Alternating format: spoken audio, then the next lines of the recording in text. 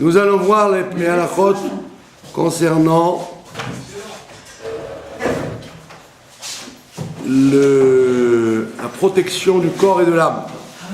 Ilchot Shmirat Haguf ve'hanefesh. On a déjà vu ça avant les fêtes, on a commencé. Donc il y a une halacha qui nous dit, qui concerne les invités.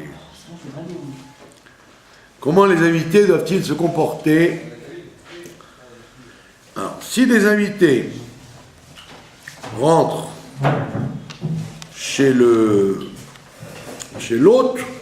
ce qu'on appelle le balabait, on dit qu'ils n'ont pas le droit de se servir, de prendre ce qui est devant eux pour le donner aux enfants. Donc, quelqu'un qui vient avec son enfant dans un endroit où il est invité, il ne doit pas prendre de la table pour donner à son enfant ou quelqu'un qui l'accompagne. Mais il doit attendre l'autorisation du balabait. S'il lui donne l'autorisation, alors il peut donner à son enfant et à son accompagnateur. Et donc c'est un cas très fréquent quand il y a un repas qui est servi, une collation en kidouche dans la synagogue, que les parents fassent attention à ce que les enfants ne se jettent pas sur la nourriture qui a été réservée aux adultes, et qu'ils attendent que l'organisateur de la cérémonie leur donne l'autorisation de donner aux enfants. C'est la correction élémentaire dont le Shulchan Aruch nous parle. Il y en a qui disent qu'on peut donner aux serveurs. À l'époque, ce qu'on appelait le shamash, le serveur, il était tributaire du repas conservé aux autres. Donc il attendait qu'on lui donne un morceau pour qu'il puisse casser la croûte. Aujourd'hui, dans les lois de l'hôtellerie et des salles de mariage, en général, le serveur, il mange avant ou après la cérémonie, ça fait partie de son salaire. Donc il a plus de problème d'attendre qu'on lui donne, puisqu'il s'est servi dans la cuisine ou à table, avant ou après la cérémonie. Donc on a plus cette question de proposer au serveur. Pour quelle raison on avait une autorisation de donner au serveur? C'est qu'effectivement, quand quelqu'un est en train de manger et qu'il voit quelqu'un d'autre, quelqu'un qui, lui, ne mange pas, alors effectivement c'est très dangereux, puisqu'il peut convoiter la nourriture qu'il voit. Donc pour calmer l'appétit du serveur, on lui donnait un morceau pour pas qu'il convoite avec ses yeux les bons plats qu'on sert aux invités. Donc c'est pour ça qu'aujourd'hui on donne avant, pour que le serveur n'ait pas particulièrement envie de ce qu'on va servir, parce qu'il en a déjà mangé à la cuisine. Maintenant, s'il y a beaucoup de nourriture, c'est ce qui se passe dans les buffets de mariage ou de bar mitzvah. S'il y a beaucoup de nourriture, donc on a prévu pour beaucoup, donc il ne manquera pas pour les gens, alors à ce moment-là, on a le droit de donner aux enfants, surtout si les enfants étaient invités aussi. Donc tout dépend de la situation, quoi. Si on voit que c'est un petit kidouche où il n'y a pas beaucoup à manger, ou bien le cas par exemple après les jeunes, les adultes qui ont jeûné, Donc il faut laisser aux adultes alors que les enfants ils n'ont pas jeûné. D'accord? Mais si c'est un cas où il y a énormément à manger, il y a du gaspillage, là on peut effectivement donner aux enfants, il n'y a pas d'interdiction à la chiyik.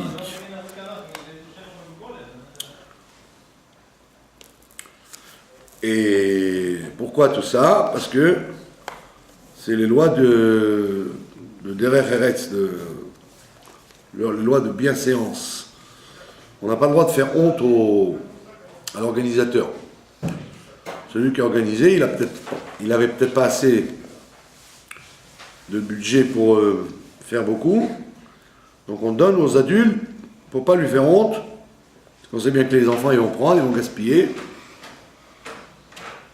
Et les grands vont dire, bah tiens, il n'y en a pas pour nous, et donc ils vont faire honte, ou verbalement, ou par allusion à l'organisateur. Donc c'est une question de derech eretz, de savoir-vivre, de ne pas dire de ne pas en venir à ce que l'organisateur ait honte de ne pas avoir mis assez sur la table.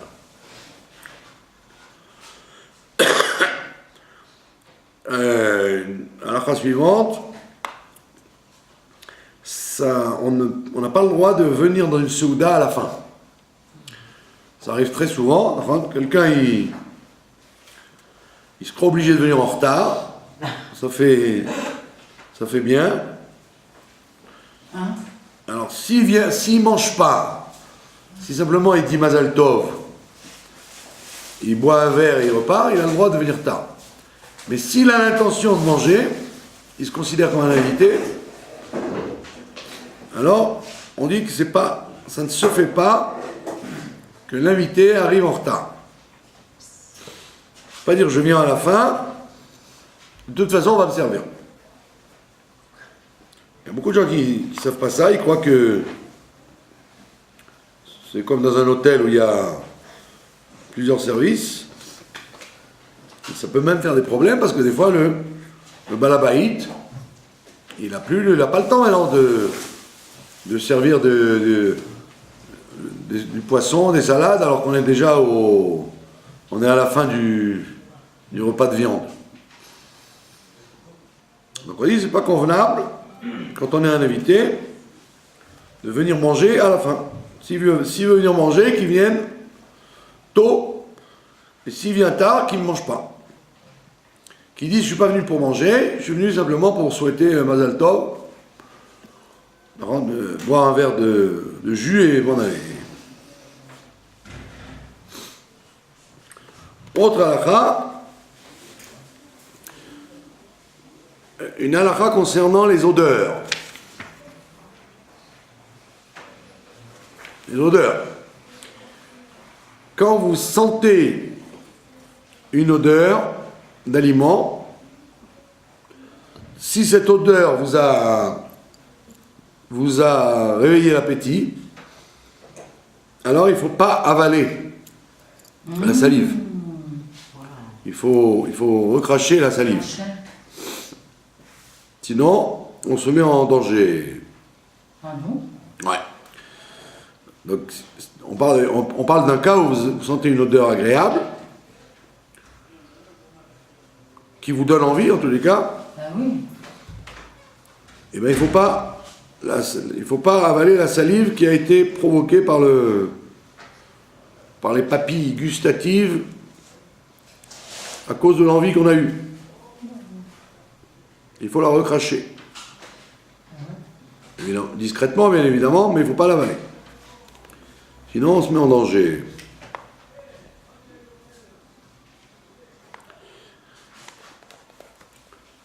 Mais ils expliquent pourquoi on se met en danger. On se met en danger parce que la salive a été sécrétée pour accompagner la nourriture. Ouais. Si on la mange pas. Et comme on l'a pas mangé, donc c'est une salive qui est aigre, qui est acide. Bah ouais, c'est dangereux, hein. Donc- Quelqu'un peut en mourir, hein. Donc, par exemple, si vous rentrez dans rentrez dans une cuisine au moment où on prépare à manger, vous n'avez pas envie de... Vous n'osez pas demander qu'on vous donne un peu à goûter, mais l'odeur vous a donné envie. Comme l'odeur vous a donné envie, alors il ne faut pas manger. Avaler cette salive. Ouais. Ou vous goûtez un peu de la nourriture, ou vous recrachez la salive. D'accord? La même chose.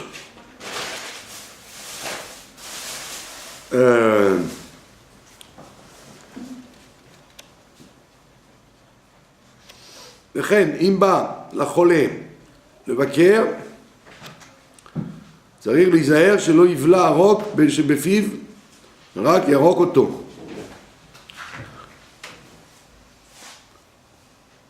La même chose si vous allez visiter un malade. Pas simplement si vous rentrez dans une cuisine ou dans une salle, il y a une bonne odeur. Alors, si vous êtes courageux, vous demandez qu'on fasse goûter.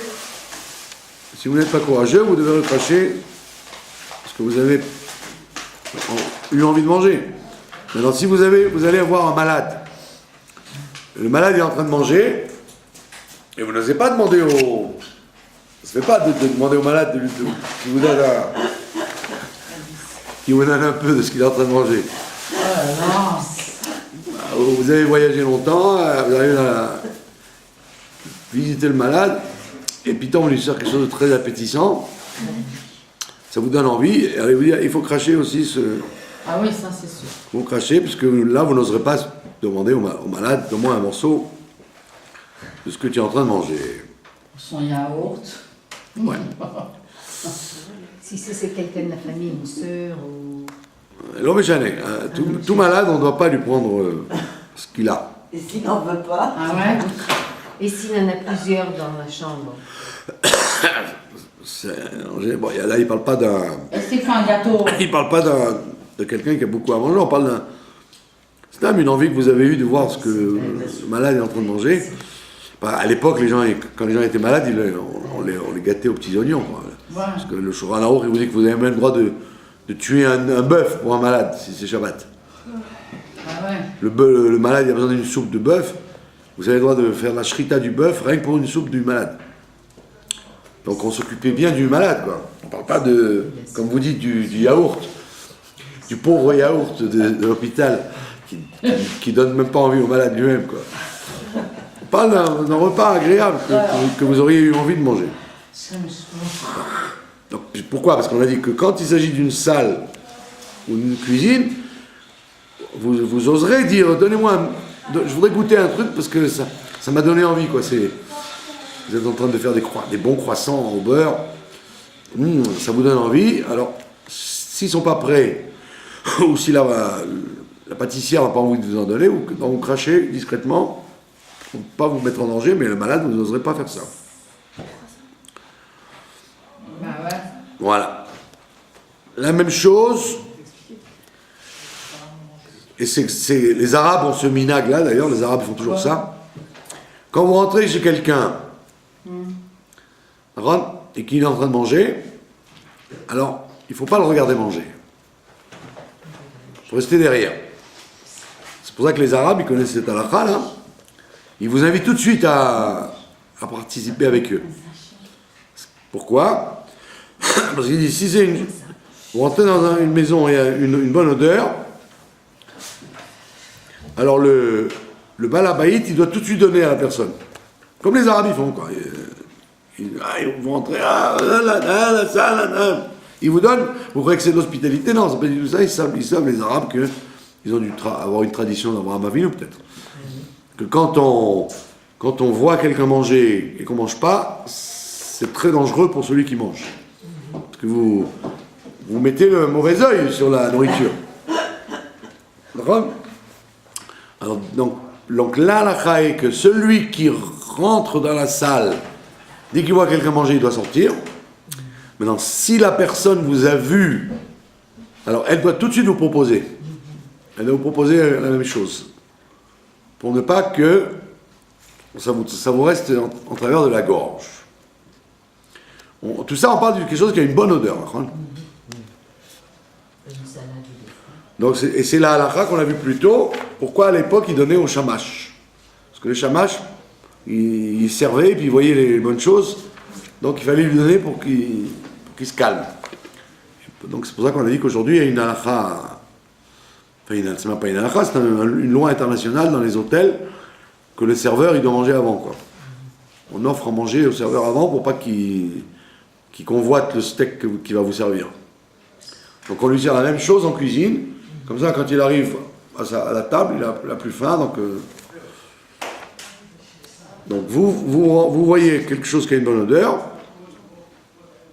Vous devez tout de suite le proposer à celui qui vous a vu le manger. Et si lui il est rentré, vite il doit sortir pour pas vous déranger quand vous mangez. D'accord? Et là, on dit que cette halakha ne s'applique pas seulement au shamash, au serveur, mais elle s'applique à toute personne qui assiste à l'improviste à un repas. D'accord?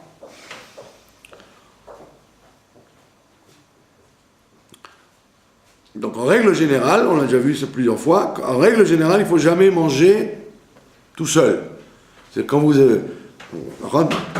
si vous achetez un paquet de chips, un paquet de bonbons, il ne faut pas les manger tout seul parce que les gens vous voient et ils commencent à avoir des papilles gustatives.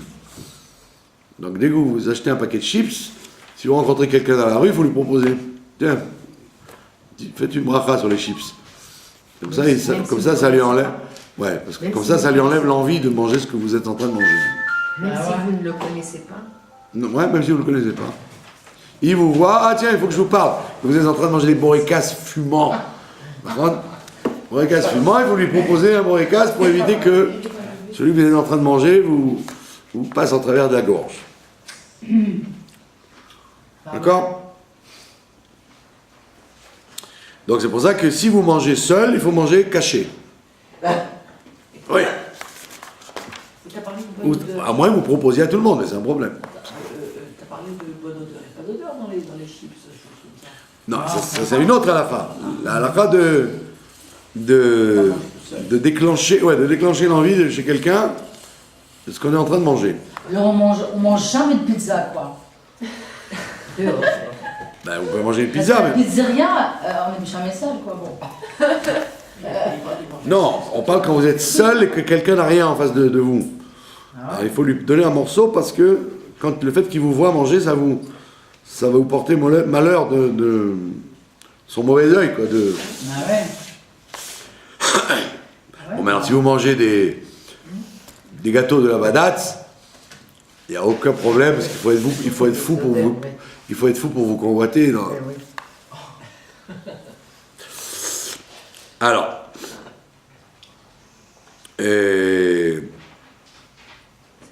voilà. Est-ce que vous avez une autre halakha? Bon, alors, vous en voulez encore une ou on passe au chumash? Non, Au chumash. c'est bien, une petite halakha, encore une, là. Non, c'est bien pour un petit, là. Après, on va me dire, ouais. C'est marrant, quand il y a 3 personnes, il faut qu'il y ait toujours 4 avis. Parce que moi, je comprends rien quand je lis en hébreu les Shulchan Aruch, tout ça. Ah ouais? Ben non. Bravo. Bon, alors une petite halakha pour terminer. On ne doit pas couper quelque chose de mouillé sur quelque chose de sec. D'accord? Vous avez des chalotes. Vous avez des chalotes ou un gâteau. Et vous voulez couper de la pastèque au-dessus, il ne faut pas couper dessus. Ah ouais. Non, parce qu'il y en a il faut leur dire ça. Toutes les halakhot ne sont pas évidentes pour tout le monde. Ah bon? Ouais. Quand vous servez, il ne faut pas servir un verre d'eau au-dessus de quelque chose qui est au-dessus d'un autre plat sec. Il faut tout faire le tour. On apprend ça du...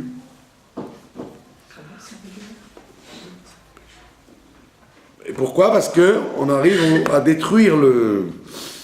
C'est une loi de baltachrit, c'est une loi de gaspillage. Parce il va devenir dégoûtant le pain si vous avez renversé de l'eau dessus. Et donc il fallait faire attention, ou un coca ou un verre de vin, ça change rien. Donc on ne coupe pas quelque chose on ne sert pas quelque chose d'humide sur quelque chose de sec. Voilà. Maintenant, nous allons faire la halakha, comment dire, la paracha de la semaine, qui est la paracha tranquille, parachat noir. Parachat noir, parachat tranquille. Voilà. Donc vous savez le klal, le principe très connu, qui est ramené dans pas mal de livres, que Rashi, en même temps qu'il dit du pshat, c'est en même temps qu'il commente, qu'il explique les choses simples, parallèlement, il amène des secrets.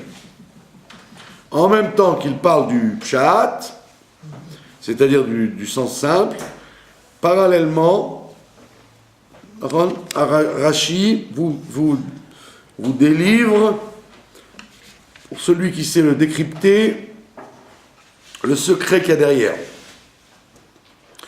Et ça, c'est un klal qu'il faut savoir, parce que tout le monde croit que Rashi n'est que du sens simple. Rashi, c'est aussi du secret. Et on va en voir un exemple ce soir. Quand Dieu donne l'ordre à Noé, de construire l'arche, il lui dit Aselecha tevat atse gofer, fais-toi une arche en bois de gopher. Rashi nous dit que c'est son nom, et c'est traduit par kadrom en araméen, du bois de kadrom. Ça doit être un bois extrêmement solide. Et il lui dit de faire des cages, des cellules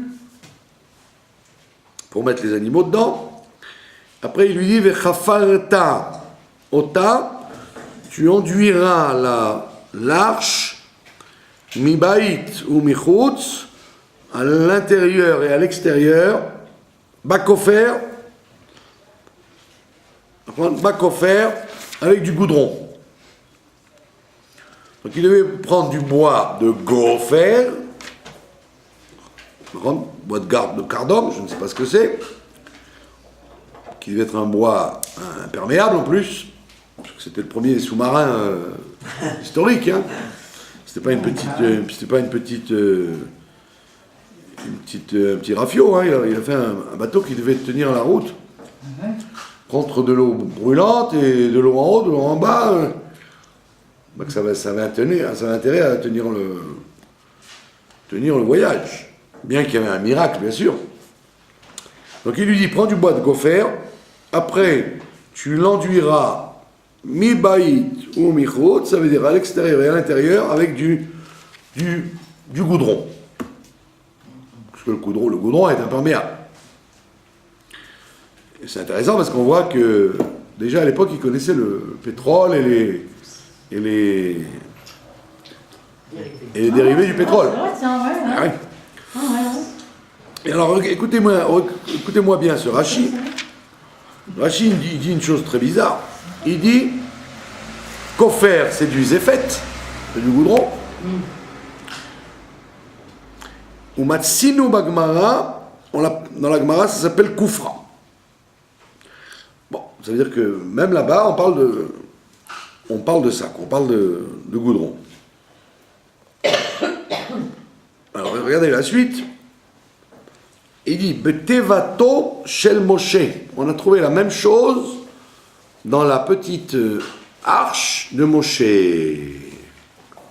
D'accord ? Mais là-bas, puisque l'eau était immobile, le Nil c'est pas c'est pas le Mississippi, normalement, il coule pas très fort. Donc les eaux étaient calmes, les eaux du Nil étaient calmes. Donc, Daya, ça suffit pour l'arche, de l'enduire de l'extérieur seulement.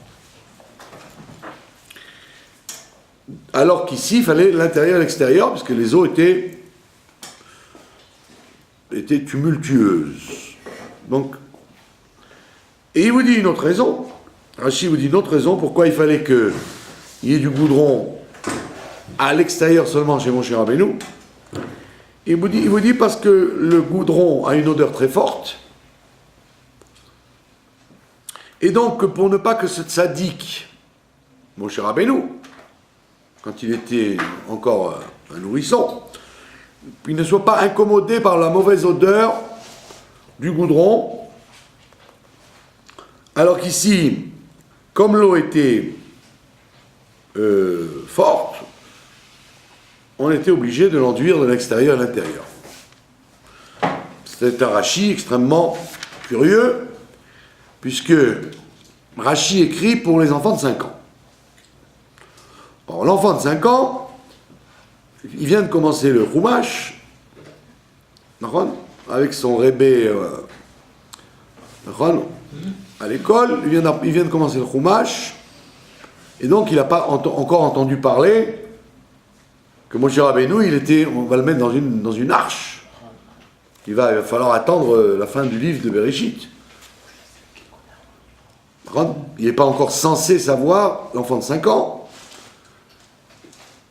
qu'on va le mettre dans une arche, et que là-bas, l'arche ne va être enduite que de l'extérieur. Qu'est-ce que Rashi vient nous raconter là? On dirait qu'on avait besoin de ce renseignement, sinon on a une question.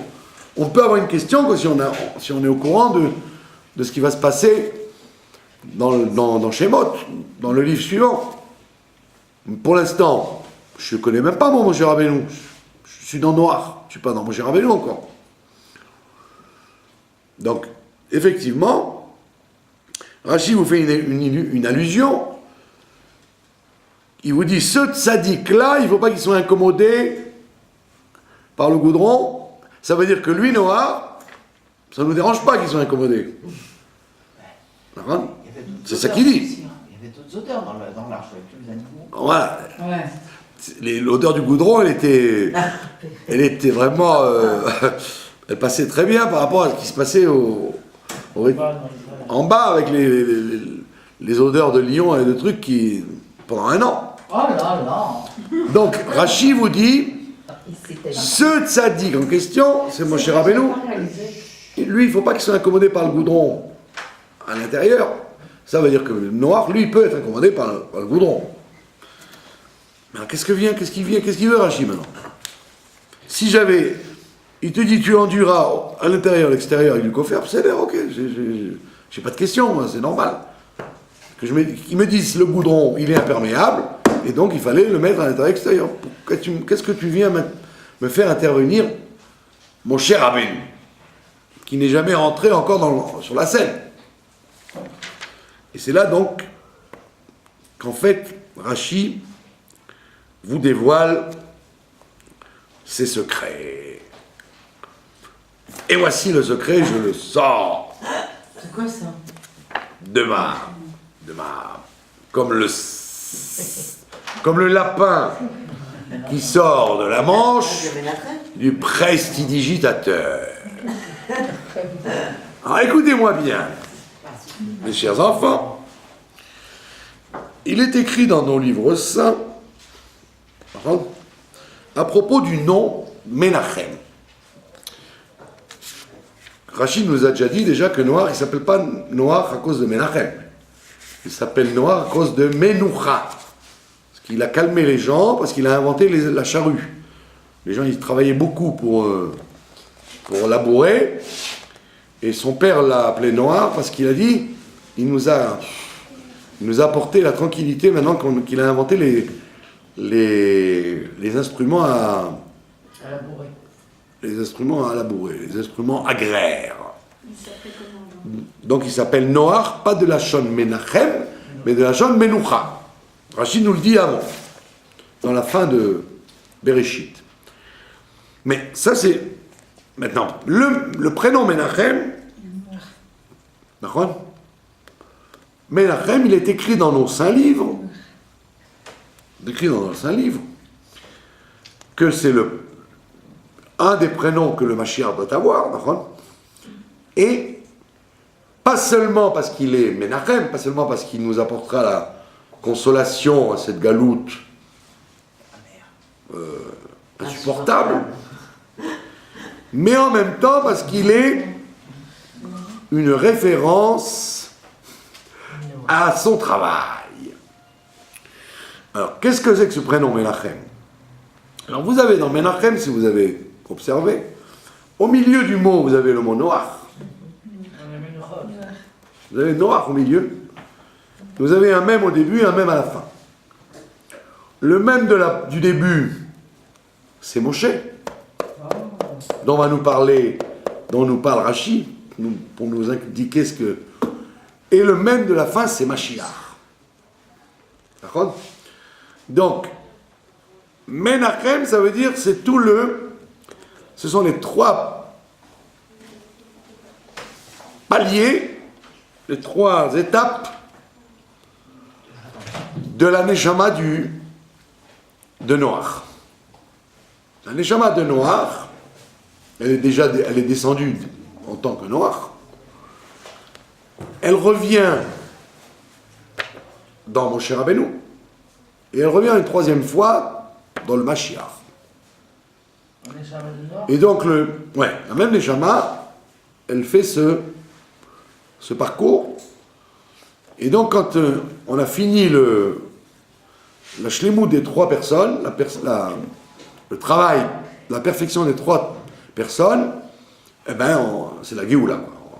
On est dans Menachem, c'est-à-dire on est consolé de toute l'histoire du monde, quoi. Alors, qu'est-ce qui se passe? Si vous observez bien, Noach, il est tzaddik, c'est un homme très bien, mais il a un problème. C'est qu'il, comme nous dit le rabbi précédent, le rabbi Rayatz, il dit qu'il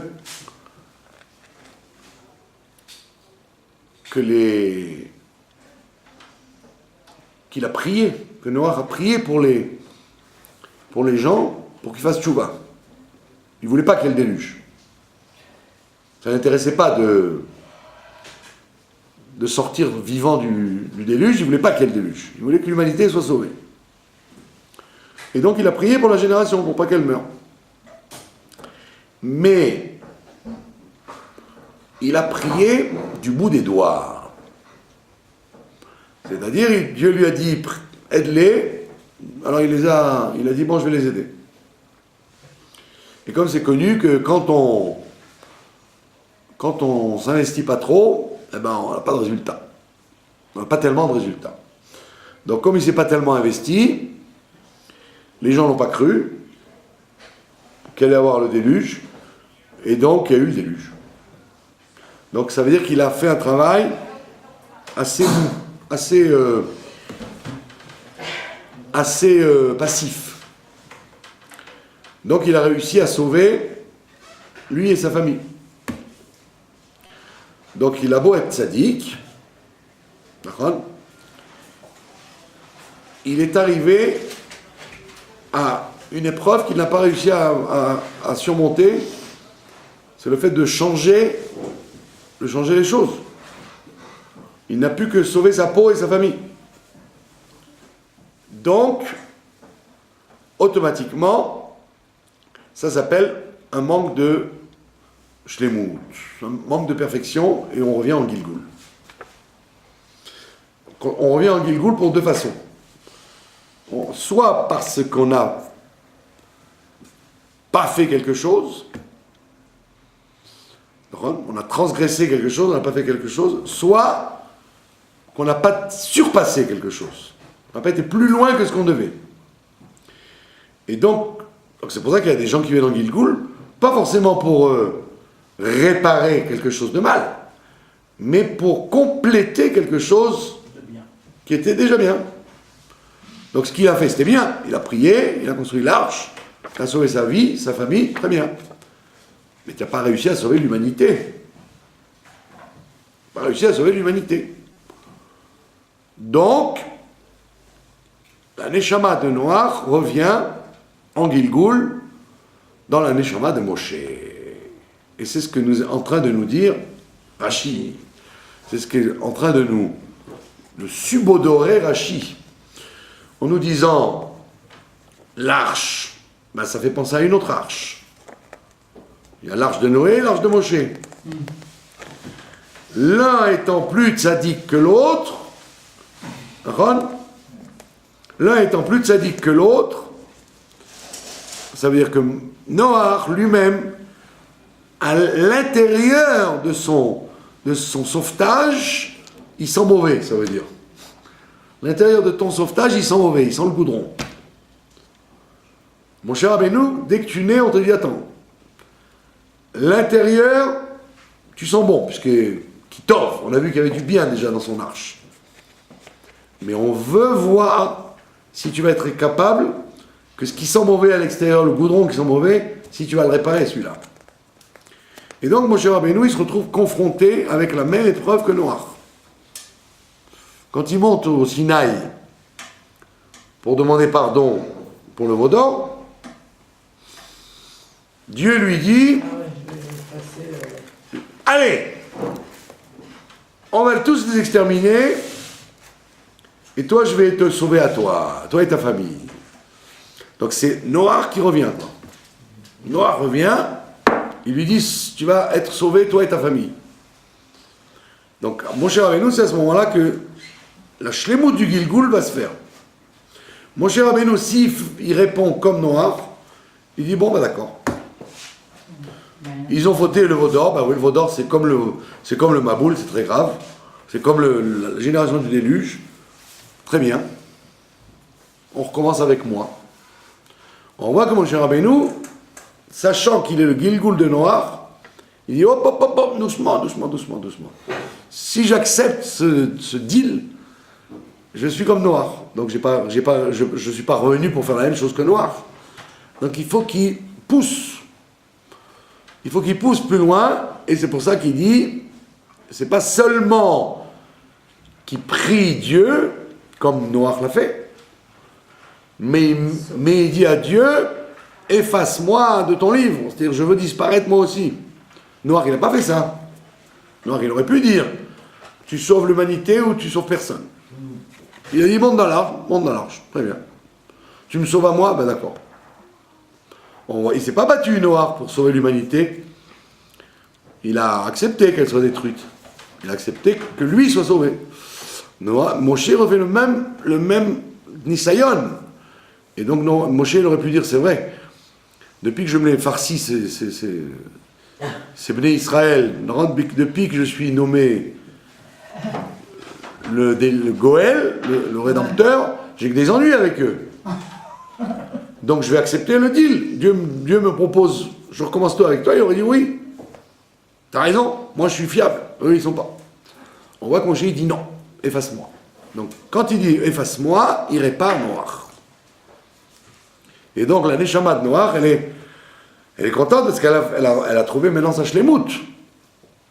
Il a réussi à faire plus que sauver sa peau, mais de sauver le Ham Israël avec, le Béné Israël. Et donc c'est pour ça qu'il y a le premier même, qui trouve sa shlemout maintenant. Moshe, il peut s'accrocher au mot Noach pour faire Mashiach, pour faire Menachem. Parce qu'il se met en début. Il se met devant Noach. Ça y est. Il est avant Noach maintenant.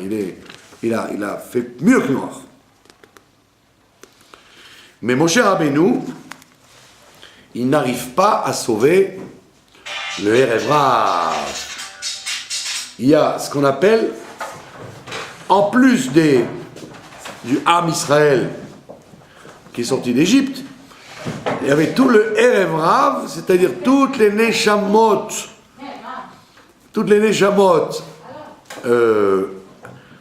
qui étaient les Neshamot, c'est-à-dire qui font partie les âmes qui font partie du système de la Kedusha, mais qui sont imprégnés des forces du mal, les 3 forces du mal.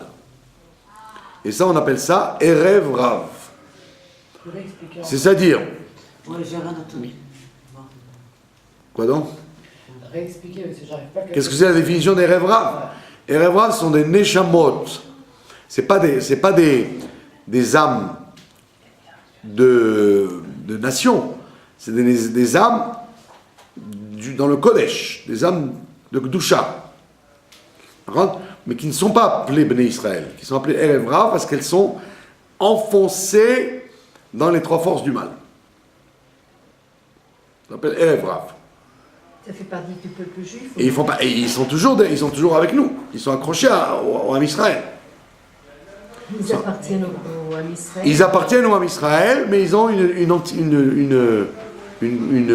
lourdeur à capter les injonctions de la Kedusha, et donc ils sont un poids, quoi. C'est pour ça qu'on dit que quand dans le désert il y avait les nuées, on dit que le Erev Rav, il n'était pas dans les nuées, il se mettait derrière. On ne veut pas être dans le système, laisse-nous tranquilles, laisse-nous être dehors. Et donc, comme ils étaient dehors, le Amalek a pu les attaquer. Ils veulent vivre d'après les lois de la nature, ils ne veulent pas vivre d'après les lois de la protection divine. Donc, ce sont des Neshamot, mais qui sont enfoncés dans les forces du mal. Et par exemple, quelqu'un qui est dans la Torah et Mitzvot, il peut être comme ça aussi? Ouais, évidemment. C'est-à-dire que ça n'a rien à voir avec... C'est pas ethnique. Ouais. C'est pas lié avec les parents et les tribus. Okay. C'est lié avec où est-ce que la Neshama s'accroche. Soit elle est naturellement liée au Kodesh, la Neshama, soit elle veut s'accrocher au Kodesh, mais elle est bloquée parce qu'elle est encore attrapée par toutes les forces du mal qui la retiennent. Et donc, Prisonniers, à vrai dire. sont prisonniers des forces du mal. Et donc, Moshe Rabbeinu, il a été responsable du Erev Rav, puisqu'il les a laissés sortir avec eux. Quand il y a eu l'appel, pas du 18 juin, mais l'appel de Goshen, quand Moshe Rabbeinu il fait l'appel, alors il y a une espèce de chauffard gadol, comme Mashiach va venir, il y a eu un chauffard gadol, et donc toutes les tribus se sont donné rendez-vous à Goshen, dans le pays qui appartenait aux fils de Yaakov, alors qu'ils étaient éparpillés sur toute l'Égypte.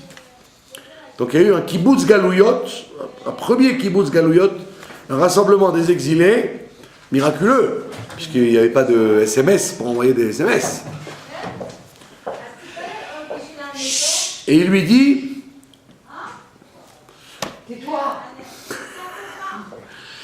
et donc Moshe Rabbeinu, à l'appel de Moshe Rabbeinu, tous les tribus qui fréquentaient l'Égypte, qui étaient en Égypte, elles déferlent sur Goshen. Maintenant, tous les autres, les nations qui avaient été impressionnées par les plaies, par le message qu'on va sortir d'Égypte et tout, ils ont dit « Yallah, on est aussi avec vous ». Donc chaque tribu, des 12 tribus, elle a amené avec elle les voisins, les copains, les gens qui ont dit « Ah ouais, on sort d'Égypte, allez, on est avec vous ». Maintenant, mon cher Rabbeinu, c'était des Égyptiens, des Éthiopiens, des Soudanais, des Français, des Anglais, des Chinois. Parce que là-bas, l'Égypte de l'époque, c'était comme l'Amérique d'aujourd'hui. Il y avait tous les gens qui venaient pour les affaires, pour le truc, pour le kiff, c'était la métropole. Tout le monde venait en Égypte pour voir ce qui se passe. Donc il y a eu des Erev Rav, il y avait un énorme mélange. Erev Rav, c'est-à-dire un mélange nombreux. Erev, c'est-à-dire l'Arbem mélangé. Rav et non. Et c'est donc plein de gens qui sont venus. Et quand Moshe Rabbeinu les a vus appliqués à Goshen, il a dit aux tribus, mais qui c'est? Mais qu'est-ce que c'est que cette tribu? Alors ils ont dit, ben voilà, ben c'est nos voisins, nos copains, nos relations, ils veulent sortir avec nous. Moshe, il a dit, allez, venez. Il n'a pas sélectionné, il les a pris avec lui. Et c'est pour ça que Dieu lui dit, quand il y a le veau d'or, il dit, Amcha, ton peuple. C'est eux qui font le balagan. S'il n'y avait que les 12 tribus, il n'y aurait pas eu le veau d'or. Ça veut dire qu'ils sont attirés encore aux forces du mal. Et donc ils ont été attirés par la sortie d'Égypte, parce qu'il y avait une atmosphère. Il y avait une atmosphère de Géoula qui rend comme le Rothschild, l'histoire de la révolution, baisser les prix, égalité, fraternité. Ils ont eu cet esprit-là. Ils ont dit, allez, on y va, c'est bon. Et Moshe Rabbeinu, au lieu de dire, non, on ne prend que les descendants de Bila, Rachel, Zilpalea. Ceux qui ne sont pas ethniquement liés aux tribus, on ne les prend pas. D'ailleurs, vous voyez bien qu'on ne les compte pas dans les... Quand on va compter les tribus, dans les livres de Bamidbar, etc., on ne compte pas les Revrav. On ne les compte pas, ils sont satellites. Donc, comme Moshe Rabbeinu prie pour le veau d'or, Dieu lui dit, comme tu acceptes tu veux être détruit avec tout le monde, alors je te sauve toi et le peuple. Mais Moshe Rabbeinu n'a pas prié pour le Erev-Rav. Il n'a pas dit, mais il faut sauver aussi le Erev-Rav, pas que le Am Israël. Donc il a refait en finesse la même chose que Noach. Il n'a pas sauvé le Erev-Rav. Donc il a réussi à se sauver à lui et le peuple juif, donc il a fait le tikkun de Noach. Mais il n'a pas fait ce que lui aurait dû faire, à savoir de demander à Dieu d'amener la Géoula même pour le Erev-Rav. Et c'est pour ça que le Erev-Rav va lui faire des problèmes jusqu'à la fin. Les Meragli, les explorateurs et les cailles, et tous les... chaque fois on vous dit c'est Erev-Rav. Et ils vont rentrer en Israël.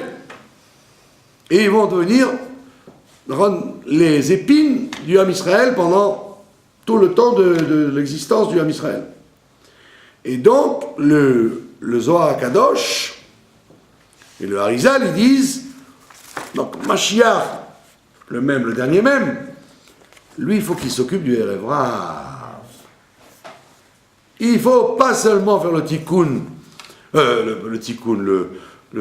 embellir le Ham Israël, c'est-à-dire les Neshamot qui sont attirés naturellement à faire la Torah et les mitzvot, qui sont dans la Gdusha, mais il faut même réparer et entraîner la réparation du Erev Rav, c'est-à-dire toutes les Neshamot qui ne s'intéressent pas à la Torah et aux mitzvot. Mais qui ne sont pas juifs. Et qui sont juifs. Mais non, Ils sont juifs. Ouais. Pourtant, ils sont... C'est Alors, une folie. Alors il dit, le Zohar par exemple, il dit, Tant d'années, ils se sont mis... le Zohar il dit que, par exemple, tous les enfants qui ne sont pas nés dans la pureté familiale, ils ont une neshama d'Erev Rav. Même s'ils ont fait tchouva. Justement, alors, théoriquement, ils devraient très difficilement faire tchouva, puisqu'ils n'ont pas vécu dans la pureté familiale. Et donc, si vous voyez des tas de gens qui ne sont pas nés dans la pureté familiale faire tchouva, c'est qu'on a fait un tikkun du Erev Rav, de cette catégorie d'Erev Rav qui s'appelle les enfants nés sans mikvé et sans pureté familiale. Bon, bah, c'était il n'y a pas longtemps la majorité, alors ça me semble un peu bizarre. Et voilà, vous voyez bien que... On a quelqu'un qui s'occupe de ça. Donc vous voyez bien que... Ben oui, c'est le rabbi. Vous avez compris C'est que pour ça que le rabbi... travailler sur Erev Rav, c'est pas une mince affaire, parce que Il y a plusieurs couches dans le Erev Rav. Ben, Alors, donc le Erev Rav le plus dur, évidemment, c'est les gens, pas seulement qui sont loin, mais qui sont contre. Parce qu'être loin, on peut être loin comme un Tinoch chez Nishba, l'enfant perdu. Tu y vas, c'est la vérité, bah voilà, prends le loulav, c'est cool, le loulav, c'est Sukkot. Ah ouais, d'accord, ouais, c'est joli, c'est beau. Non, mais celui qui va se battre contre la Torah, contre Israël, contre le peuple juif, contre la tradition, etc. Cela, c'est une plus grande mission. Et ça, c'est le travail du Mashiach. Puisqu'il faut élargir le travail. Donc, Noir, si vous voulez. Donc, tout ça, c'est Noir. C'est pour ça que c'est le nom essentiel, c'est Noir. Là, vous n'avez qu'une allusion. Moshe, Mashiach, c'est qu'une allusion, c'est qu'une lettre. Mais lui, Noir, il a tout son nom, lui, carrément. Parce qu'en réalité, c'est lui, toujours. Vous voyez bien que Noir, il y a une très belle question sur la Torah. Quand le déluge s'arrête, quand le déluge s'arrête, Dieu dit à Noir, allez, fais-les sortir tous de la Théma. Les animaux, les lions, les kangourous, les éléphants, allez, sors-les tous de la Théma. On peut poser une question. Ils vivaient dans des cubes, dans des cages. Tu ouvres la porte, ils ont le monde devant eux. Ça fait 1 an qu'ils n'ont pas gambadé, qu'ils n'ont pas gazouillé, ils sont enfermés sans lumière pendant 1 an. Tu ouvres la porte et tu as besoin de leur dire sortez maintenant. Mais le lion, ils auraient tous démoli les portes pour sortir. Ben oui. Par contre, si tu as besoin de dire à Noir, allez, fais-les sortir maintenant tous. Le lion. Mais vous imaginez un lion qui reste, un lion 1 an, qui bouge pas d'un espace comme ça? C'est parce qu'il y avait une atmosphère messianique dans l'arche. Il y avait le Mashiach dans l'arche. Donc c'était bien, tout le monde était heureux. Tout le monde était heureux. Donc les gens, ils n'ont pas sortir. Ça va pas la tête, non? Retourner dans la brousse, la jungle, revivre la vie de la nature, avec les handicaps que ça demande, d'aller chercher à manger, les antilopes qui vont être poursuivies par les lions, l'éléphant par le chasseur. Les gens, ils ont dit non, on ne veut pas sortir. Et donc Noir, Dieu leur dit c'est un ordre. Tu les prends, tu leur dis à l'oreille, vous êtes venus faire la demeure de Dieu dans ce monde. Donc toi tu vas en Afrique, toi tu vas en Irak, toi tu vas au Groenland, toi les ours blancs, la banquise, chacun son endroit. Donc ils ont été, chacun sa shlichut, ils étaient en mission. Donc il fallait un ordre de Dieu pour qu'ils aient envie de sortir. On pense pas à ça, on se dit que ça donne leur dit de sortir. Ouvre les portes, ils sortent tous. Et non, parce qu'ils étaient bien. Donc ça veut dire que Noach, lui, il n'a réussi à ne faire que de l'arche. Le Mashiach n'était que dans l'arche. Et tout le monde, qu'est-ce qui se passe? C'était la pnimiout, quoi. Il n'y avait qu'une petite enclave de pnimiout. Donc on dit bravo Noach, tu es un tzaddik, tu as réussi à faire venir Mashiach dans l'arche, un échantillon de Mashiach. Mais le but de la manœuvre, c'est que l'humanité entière, le monde entier, il soit Mashiach. Donc c'est pour ça que il y a besoin de Mashiach. On ne peut pas se contenter de Noach. Noach, c'est en fait un échec. Parce qu'il a sauvé son arche, mais à l'extérieur, c'était encore la jungle. Et donc, oui, c'était la jungle. Ça devient la jungle. C'est pour ça que le travail de Moshe et de Mashiach, c'est un complément de ce qu'a fait Noach. Et donc, effectivement, Noach, il est admirable parce que c'était le premier. Les autres ont été aidés par son travail à lui. C'est pour ça que la chassidoute, elle aime bien Noach. Il y a des gens qui n'aiment pas Noach, ils disent « Ah, Noach, il n'était pas tzaddik, c'est par rapport à Abraham. » C'est un très très grand personnage, Noach. Mais il a fait ce qu'il a pu. Mais il a ouvert la route pour changer le monde. Mais maintenant, il faut qu'il revienne Et c'est pour ça qu'on a besoin de Moshe et de Mashiach. Et donc, et c'est pour ça que Mashiach, il fera le tikkun par le tikkun du Erev Rav, on fait le tikkun du monde entier en fait. Parce que le Erev Rav, c'est les Neshamot Israël qui ne veulent pas le Kodesh. Ils ne veulent pas du Kodesh. Alors, qu'est-ce qu'ils veulent? Ils veulent casser les pieds au Kodesh, pomper le Kodesh, comme les gauchistes israéliens. Oui. Si tu n'es pas content, mais va-t'en. Va-t'en. Pourquoi tu restes à Tel Aviv? Fiche le camp à San Francisco et fais-toi oublier. Non, il faut être là pour dire le contraire. Vous avez compris? Et les juifs qui ne savent pas qu'ils sont juifs, par exemple. Comme Voilà, cela c'est pas. C'est un rêve rave light. Un juif qui ne sait pas qu'il est juif, il est light. Parce que dès qu'il se réveille, bon ben voilà, c'est vrai, il se réveille.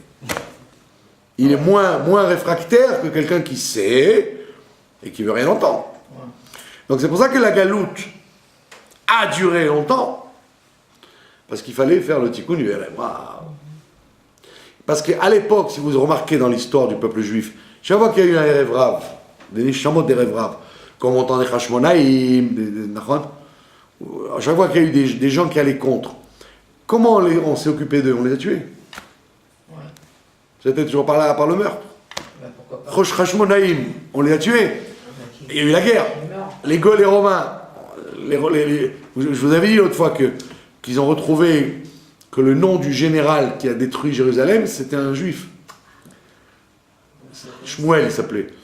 C'était l'envoyé de Titus. Donc Titus et Vespasien, ils n'ont rien fait. Mais c'était le général qui connaissait bien les endroits et tout, c'est lui qui a détruit. Donc c'est-à-dire que les Erev Rav, à chaque fois, il a fallu, on ne les a pas réparés, on les a tués. Comme tous les gens qui ont aidé Torquemada à l'Inquisition, qui ont aidé la Shoah, etc.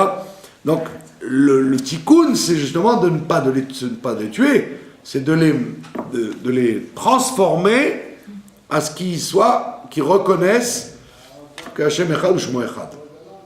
Donc c'est pour ça que c'est un travail très dur que le Mashiach devait livrer. Et bon, Hachem, on voit qu'on est arrivé à la fin de ça, bon Hachem. Parce qu'on voit qu'il y a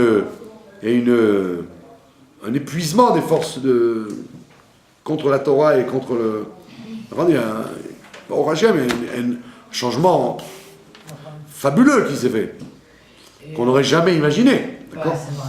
D'ailleurs, demain, le gars qui libère là, Grappel, c'est un anarchiste. Ouais. Il a des fils toutes les semaines. Il manifestait à Béline contre Israël. Hein. C'est ça. C'est un anarchiste, donc c'est un. Ouais, c'est un type anti-israélien à fond. Donc c'est symbolique qu'on le libère, etc. Moi, qu'on le libère, on le fasse sortir d'Égypte, malgré son. On aurait pu dire, bon, bah, il est contre nous, laissons-le. Ça veut dire qu'il y a une. L'Américain qui a fait l'armée ici, c'était un soldat combattant ici. Et après toutes les semaines, il défilait, il faisait Chilul Shabbat aux soldats en lançant des pierres sur les. Avant Shabbat, vous savez, à Béline, pour défendre les agriculteurs arabes, soi-disant, qui ont des oliviers sur la ligne de. Donc ça veut dire que c'est un travail que seul Mashiach pouvait faire. Alors que les autres tzadikim dans l'histoire, ils n'ont pas fait le bureau, ils n'ont pas nettoyé le Erev Rav, ils l'ont exterminé. Il n'y avait pas le choix. Pendant la guerre des Maccabim, vous ne pouviez pas convaincre les Grecs. Il fallait les tuer. Il y avait une guerre. Alors vous voyez que la chassidoute, elle vous dit il faut amener de la lumière, et Hanouka, il faut amener la lumière, c'est pas. On ne parle jamais de faire une guerre physique dans la chassidoute contre les Grecs modernes. Au contraire, il faut les éclairer. Sinon, vous n'avez pas à gagner. Parce que tuer l'ennemi, c'est pas le gagner. Gagner l'ennemi, c'est le convaincre de devenir un ami. Et les juifs qui sont meurtriers, qui ont Talélim, Béladim, qui sont ceux-là, c'est grave aussi? Non, pas forcément. Pas forcément. Ça peut être des gens qui sont qui se comportent mal, ouais, ils se comportent mal, comme il dit le Tanya, c'est quand tu laisses le Yetzerara, tu lui dis oui, tu lui dis oui, après il n'y a plus de limite. Alors que là on parle de gens qui peuvent avoir vu le Kodesh, fréquenter le Kodesh, avoir même des grands-pères qui étaient des tzadikim, mais qui sont contre, qui ne veulent rien entendre.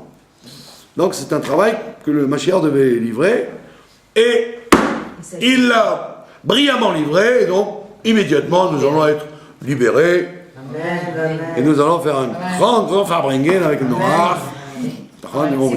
On dira les Chaim avec le vin que Noach a fait, et on dira, bah tu étais pas mal Noach, Et c'est pour ça que leur avis, Voilà.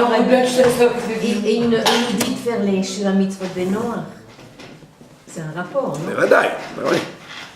Mais tout dépend du Erev Rav. Le reste, c'est le reste, c'est, bah oui. Quand vous avez dégagé le Erev Rav de ces... Mais non, c'est déjà Pourquoi? Bien sûr, on est sortis de l'auberge. Si on a convaincu le rêve grave, on a convaincu le monde. Non. On parle de gens qui sont contre, on parle pas des gens qui ne savent pas. C'est un miracle.